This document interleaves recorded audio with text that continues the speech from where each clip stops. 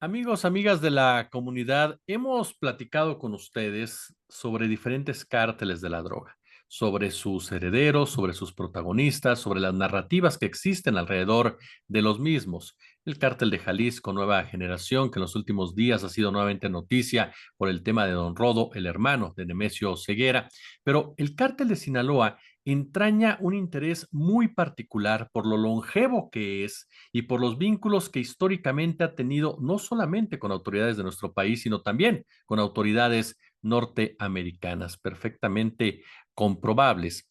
Sí, al hablar del cártel de Sinaloa, hablamos de personajes como Ismael El Mayo Zambada, como Ignacio Nacho Coronel, como el propio Joaquín El Chapo Guzmán, como Juan José Esparragosa, alias El Azul, y esto en una época tal vez más moderna. Pero en los últimos tiempos hay una facción que toma protagonismo al interior de esta organización criminal, que son los hijos de Joaquín El Chapo Guzmán, y hablamos precisamente de los chapitos, de los menores, integrados por Iván Archibaldo, por Jesús Alfredo, por el propio Joaquín y el de ya detenido y extraditado Ovidio. Voy a saludar a un periodista de investigación que ustedes saben que respeto y admiro mucho y que de verdad nos permite conocer más a fondo lo que pasa con estos grupos, particularmente el de los Chapitos, en un libro muy recomendable para todos ustedes, Chapitos, Radiografía Criminal de los Herederos del Cártel de Sinaloa, de mi querido José Luis Montenegro, a quien saludo con muchísimo gusto. José Luis, ¿cómo estás? Querido Jesús, muchas gracias por el espacio. Siempre es un gusto estar contigo y platicar contigo de estos temas que, pues, la verdad, tú eres también ya un experto en la cobertura noticiosa de seguridad y de crimen organizado.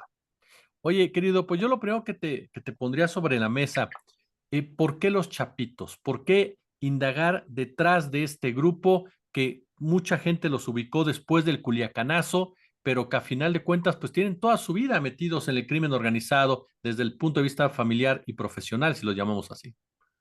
Sí, fíjate que a raíz de la publicación del libro Narco Juniors, Los Herederos del Poder Criminal en 2015, antes de esos años, cuando recién empezaba el sexenio de Enrique Peña Nieto allá por el 2012, yo me interesé por una serie de cuentas de redes sociales, pues que tenían estos nombres, ¿no? Evidentemente ya los has dicho tú muy bien: Iván Archibaldo, Jesús Alfredo, Guzmán Salazar, Joaquín y Ovidio Guzmán López.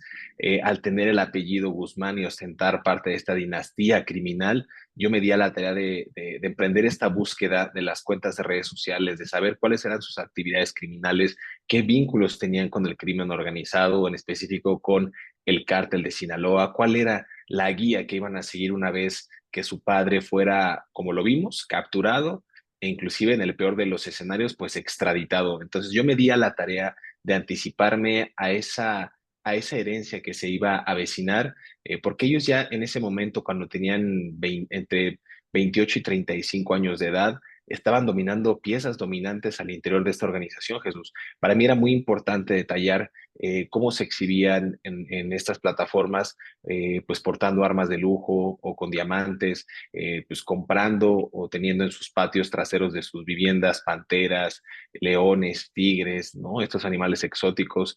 Paseaban lo mismo en Los Cabos, iban a fiestas en Las Vegas, algunos asistieron en algún momento a las peleas de Saúl El Canelo Álvarez en el Hotel MGM en Nevada. Entonces, para mí era, en verdad, un deleite en términos periodísticos saber que ahí estaban y que en la contraparte había una ciberpolicía en México que no tenía estas acciones adecuadas para contrarrestar su impacto, inclusive para ir por ellos, para atraparlos, ¿no? Entonces, me llamó mucho la atención esta facción. Hoy día son una escisión del cártel de Sinaloa dominante que está empoderándose y es quizás una de las más pujantes, gracias al tráfico ilegal o irregular de fentanilo, ¿no? Esta droga 50 veces más potente que la morfina, por todos estos factores, por el factor social, por el factor político, pero también por el factor económico en esta ilegalidad, fue que quise darme la tarea de hacer una radiografía de estos hombres y mujeres pertenecientes a la familia Guzmán, Jesús. Ha cambiado, creo, José Luis. Por ejemplo, en el perfil de Iván Archibaldo, al que muchos ubican como la cabeza, de ese Iván Archibaldo que sale del penal del Altiplano, al Archibaldo que hoy se supone que es el que maneja estos intereses, o la cabeza de los que maneja estos intereses, eres tú quien mejor lo sabe. Y fíjate que haces un punto de quiebre, digamos, o un punto de inflexión muy importante.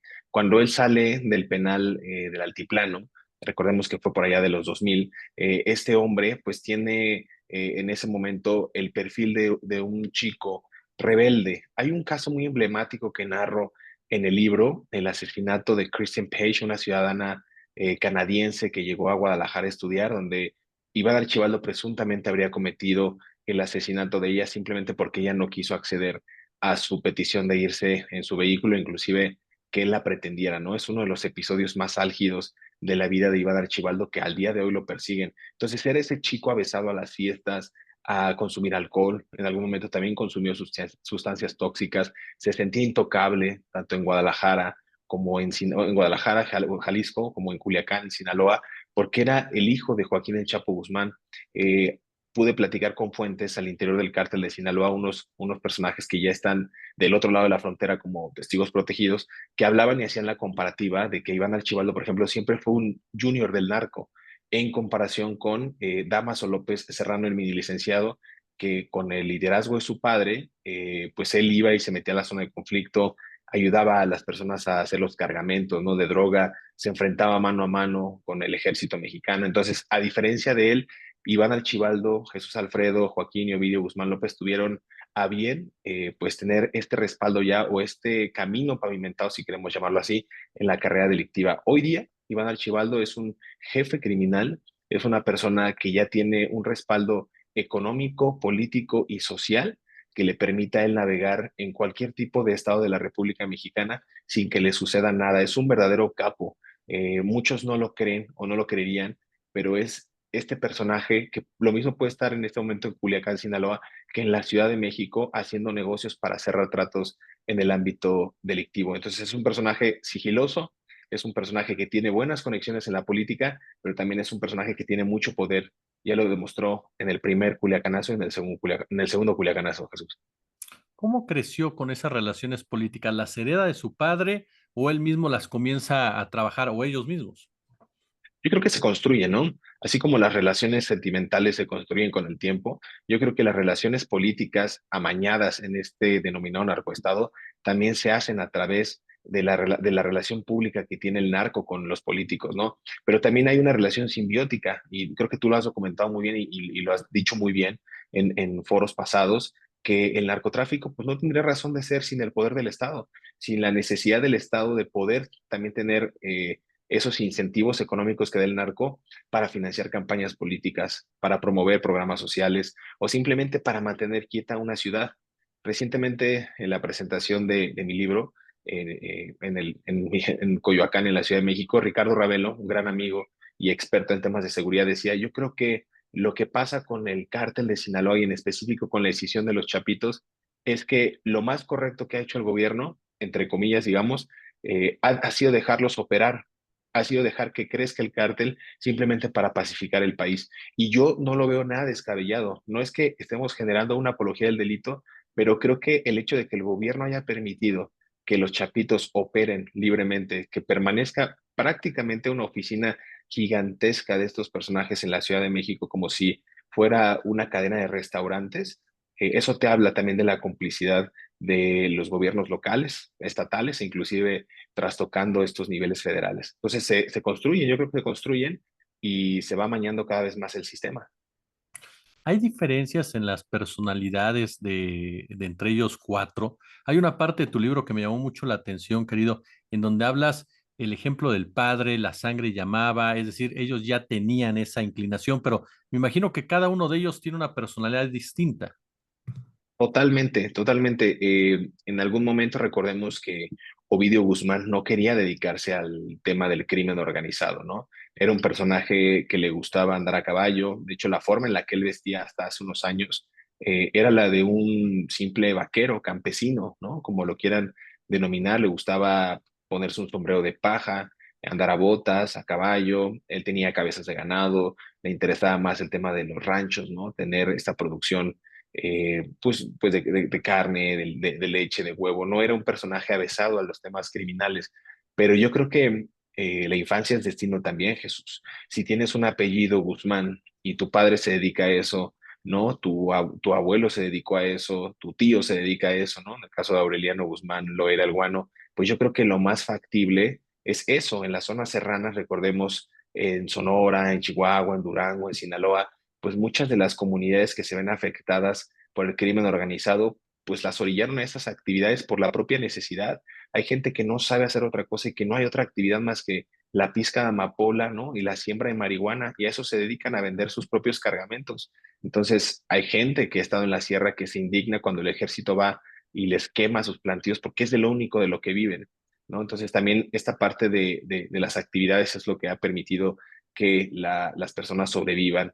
Tienen diferentes actividades. Vamos con Ovidio. Iván Archibaldo, Iván Archibaldo y Jesús Alfredo, quizás los más cercanos a su padre, ellos creo que ya sabían de manera definitiva que se iban a dedicar a ello. Te mencionaba hace un momento el caso de Iván Archibaldo, que él se sentía intocable en la ciudad, ¿no? Que lo mismo jugaba arrancones en los paseos, ¿no? De Guadalajara, en las principales vialidades, que lo mismo podía cerrar antros en Culiacán para pasársela bien con sus amigos, ¿no? O reservar las mejores mesas o comprar las mejores botellas, vestir zapatos de lujo o de marca. Entonces, aquí hay que recordar que Jesús Alfredo y Iván Archibaldo nacen y crecen también en la zona de Culiacán, de Mazatlán, en metrópolis todavía ya más consolidadas, a diferencia de Ovidio, que crece en Jesús María y es prácticamente un pueblo, ¿no? En el que no hay nada. La gente se dedica pues a las actividades económicas primarias. En el caso de Joaquín, se tiene muy poca información de él.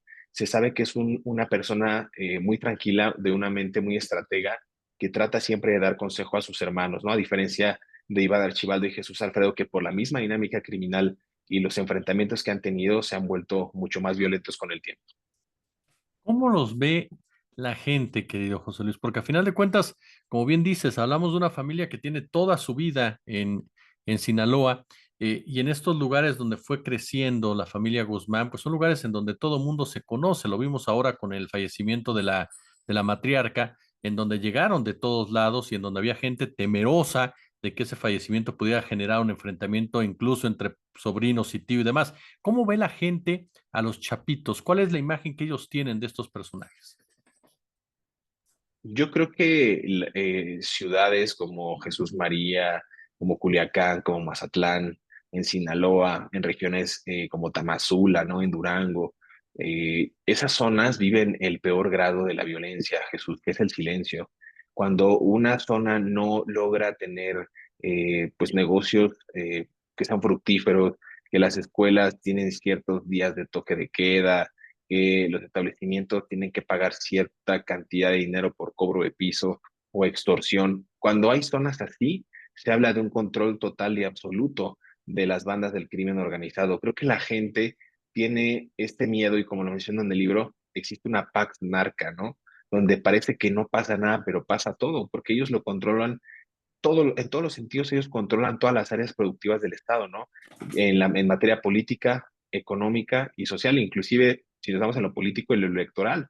Ellos son quienes deciden quién va a ser el próximo síndico, quién va a ser el próximo presidente municipal, inclusive ya eligieron al próximo gobernador del Estado. Me parece que es de una necesidad imperiosa conocer que estos sujetos se empoderan a todas luces, tienen eh, pues tienen todo el control total de la entidad. Entonces, cuando hablamos sobre cómo los ve la gente tiene, no sé si miedo, no sé si simpatía, no sé si realmente son símbolo de admiración. Recordemos que también existen muchas canciones que hacen una oda, o sea, ensalzan sus actividades criminales, estos narcocorridos, que siguen promoviendo sus actividades. Entonces, son personajes que se les tiene miedo, son personajes aspiracionales y recordarás aquella épica manifestación cuando capturaron al Chapo por última Mm. ocasión, que la gente salía a las calles con pancartas que decían liberen al Chapo.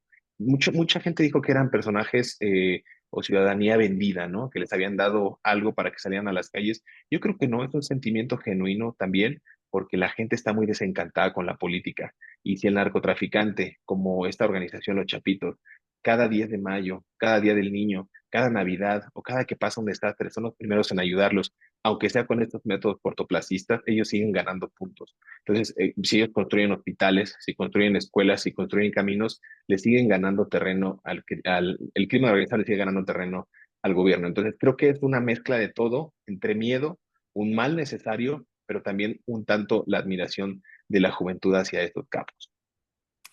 ¿Qué pasa entre ellos y la familia Zambada, José Luis? ¿Cuál es la relación con el Mayo Zambada? Que a final de cuentas, es ubicado como uno de los líderes históricos del narcotráfico y que también tiene a sus propios herederos. Claro, yo creo que la relación de los Chapitos con el Mayo Zambada, hay un punto de quiebre muy importante por allá del 2016, 2017, cuando ellos son secuestrados, recordarás, en ese bar La Leche en Puerto Vallarta, en Jalisco. En aquella ocasión, el que fungió como el negociador para que liberaran a los hijos del Chapo, porque él estaba preso en ese momento, era precisamente Ismael el Mayo Zambada, el compadre del Chapo. Entonces, en aquella ocasión, él dejó ahora sí que por sentado y de manera tajante, que no iba a volver a apoyarlos porque ellos ya se estaban saliendo del huacal, como coloquialmente se dice, ¿no? Eran personajes muy mediáticos en ese momento, seguían exhibiéndose en redes sociales, hacían alarde de su poder en ciertos bares, ¿no? Asistían a fiestas de manera pública. Entonces, para el Mayo Zambada, la discreción en esta regla no estricta del narcotráfico, pues ya era incómodo, ¿no? Un personaje que toda su vida ha estado bajo la oscuridad, ¿no? En el sigilo, sin mostrarse de ninguna manera, solamente se conoce una fotografía de este hombre muy reciente en esta entrevista épica con la revista Proceso, pero me parece que la relación ya está desgastada, la relación ya no existe, la relación ya es más bien de cada uno ver por sus propios intereses. En el Culiacanazo, en el primero, no hubo tampoco intención del Mayo Zambada de ayudar a los hijos del Chapo a repeler las acciones del gobierno federal, ¿no? Entonces, te habla de que ya están cada quien viendo en particular por sus propias facciones. El cártel de Sinaloa no es como el cártel de Guadalajara, ¿no? Como lo era antes, que solamente había uno o dos jefes y todo el mundo obedecía a esos dos, tres jefes, ¿no? Ahora más bien ya es una organización con con un cúmulo de células o facciones, ¿no? En este caso, en el cártel de Sinaloa existe el grupo del Mayo Zambada, existe el grupo de los Chapitos, pero también existe el grupo de los Guanos, y de ahí se derivan todavía más células que obedecen a cada uno. Entonces, cada quien creo que está viendo por su negocio.